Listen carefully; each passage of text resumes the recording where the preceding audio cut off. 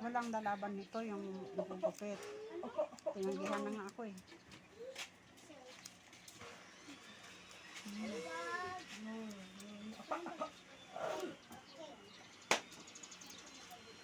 Ayos.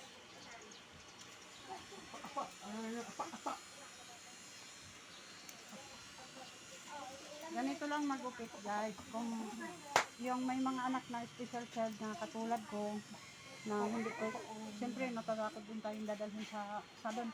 Kasi walang magugupit sa kanila, natatakot yung beautician. So, ganun lang gagawin niya. Hindi na importante na pagandahin, basta maginhawaan sila kasi sobrang init eh, ngayon.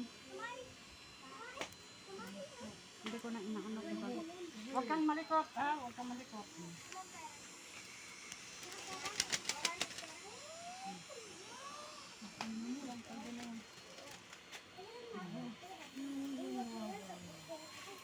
Puro buhok kami, puro buhok.